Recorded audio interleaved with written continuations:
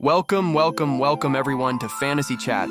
I'm your host Xander, and I'm absolutely thrilled to be here with you today. And I'm Ady. We're so excited you decided to join us for another magical journey into the world of fantasy. It's such a beautiful day to talk about some of the most enchanting creatures in folklore. Today, we're diving deep into the realm of the little folk, those tiny but incredibly powerful beings that have captured human imagination for centuries. We're talking about pixies, fairies, gnomes, and trolls. These creatures appear in stories all around the world, and each culture has put its own unique spin on them. It's fascinating how universal yet diverse these beings are. Absolutely. And Ady, I have to ask, do you remember your first encounter with these magical beings, like in a book or movie? Oh my goodness, yes! I was probably 6 years old when my grandmother read me Peter Pan, and when Tinkerbell appeared on the page, I was completely mesmerized. This tiny glowing fairy who could fly and had such a fiery personality. Tinkerbell. That's perfect. And she's actually a great example of how fairies have evolved in modern storytelling. Exactly. So let's start with fairies, shall we? In traditional European folklore, fairies were actually quite different from the tiny, sweet creatures we often see today. Right. The original fairy folk, or Fae as they're called in Celtic tradition, were powerful supernatural beings. They weren't necessarily small, and they definitely weren't always friendly. In Irish folklore, you have the seelie and unseelie courts, basically good fairies and bad fairies. But even the good ones could be dangerous if you offended them or broke their rules. The changeling stories always gave me chills as a kid. The idea that fairies would steal human babies and replace them with fairy children. Oh, those are terrifying. But you know what's interesting? These stories might have been early explanations for children born with disabilities or developmental differences. That's a really thoughtful perspective. So what about the pros and cons of fairies? Let's break it down. Well, on the positive side, fairies represent the magic and wonder in nature. They're connected to flowers, forests, streams, all the beautiful parts of the natural world. In many stories, they reward kindness and punish cruelty. They're also symbols of transformation and possibility. Think about fairy godmothers in Cinderella. They make impossible dreams come true. True, but the cons, well, they can be unpredictable and dangerous. In the old stories, fairies had their own moral code that didn't always align with human values. And time works differently for them. There are tales of people dancing with fairies for what feels like one night, only to return home and find that years have passed. Now that is terrifying. Speaking of time distortion, let's move on to their mischievous cousins, pixies. Xander, what comes to mind when you think of pixies? Pixies are the tricksters of the fairy world. They're smaller than traditional fairies, usually portrayed with pointed ears and a love for pranks. The term pixie-led comes from Cornwall. It means being lost or confused. Right. Cornish folklore says pixies would deliberately lead travelers astray on the moors. But it wasn't usually malicious, more like playful chaos. I love that phrase, playful chaos. That perfectly describes pixies. In my family, whenever something small went missing, like keys or socks, my aunt would always blame the pixies. Oh, that's adorable. I bet that made losing things a lot more magical as a kid. It really did.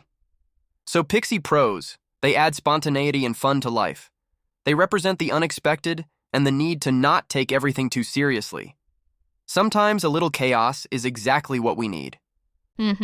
But the cons are obvious. Their pranks can be genuinely inconvenient or even dangerous.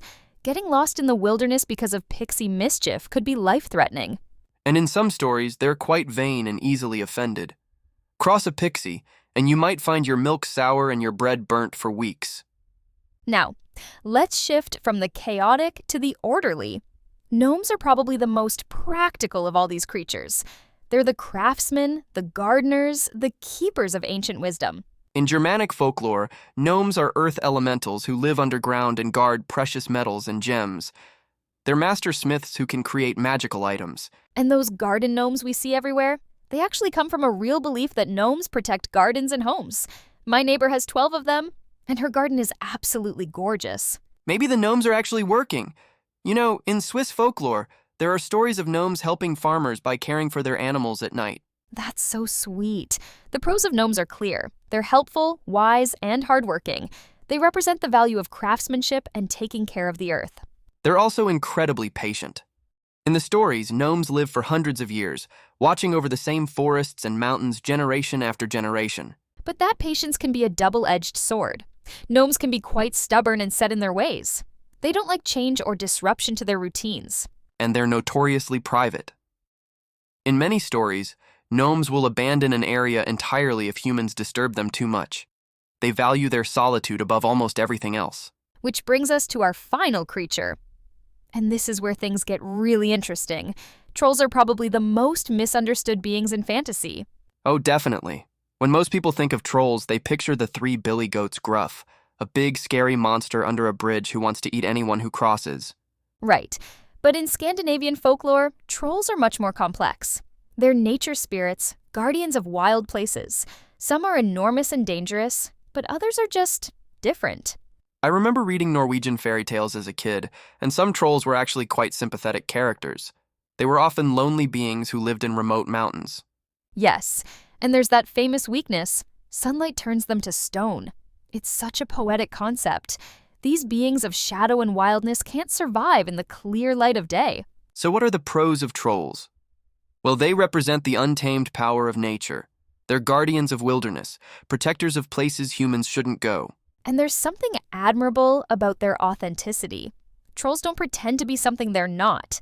They're straightforward, even if that straightforwardness can be scary. The cons, though, they can be genuinely dangerous. Their size and strength make them formidable opponents, and they're not known for their patience with humans. And in many stories, they're portrayed as not very intelligent, which might be unfair but does make them unpredictable. Now, it's fascinating how differently these creatures appear across cultures. We've been talking mainly about European traditions, but similar beings exist worldwide. Absolutely. In Japanese folklore, you have yokai like the Kodama, tree spirits that are similar to fairy folk. And the Tengu could be considered somewhat troll-like in their role as guardians of mountains. Latin American traditions have duendes, small household spirits that can be helpful or mischievous, very much like European pixies or brownies.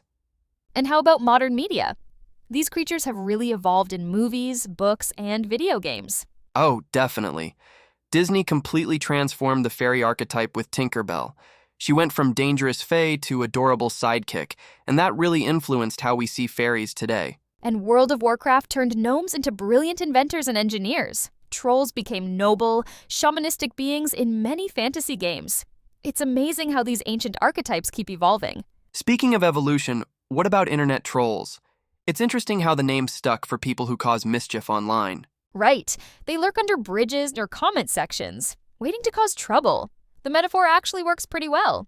So Ady, after all this discussion, if you had to choose one of these creatures to have as a companion, which would it be? Oh, that's tough. I think I'd choose a gnome. I love the idea of having a wise, patient companion who could teach me about plants and craftsmanship. Plus, my garden could definitely use the help. What about you? I'm torn between a pixie and a fairy. The pixie would keep life interesting with all their pranks, but a fairy could offer real magic and wisdom. I think I'll go with a fairy, but one of the old-school powerful ones, not just a tiny glowing light. Excellent choice. And what about trolls? Would anyone choose a troll companion? You know what? A troll could actually be amazing. Imagine having someone who's completely honest, incredibly strong, and fiercely protective. It would be like having the world's most intimidating best friend. That's a really good point. Well, folks, we've covered a lot of magical ground today. From the elegant and dangerous fairies to the mischievous pixies, from the wise and crafty gnomes to the misunderstood trolls. These creatures have been with humanity for thousands of years, evolving and changing, but always representing something fundamental about our relationship with nature, magic, and the unknown. We want to thank all of you wonderful listeners for joining us on this journey today. Your support means everything to us, and we hope these stories sparked a little magic in your day. Next week, we'll be diving into the deep waters to explore sea monsters, mermaids, and the mysteries of the ocean depths. Trust me, you won't want to miss that episode. Until then, keep your eyes open for magic in the everyday world. You never know when you might spot a fairy ring in your yard or catch a gnome tending to your flowers at dawn. This has been Fantasy Chat. I'm Xander. And I'm Ady. Thanks for letting your imagination run wild with us today. See you next time in the realm of fantasy.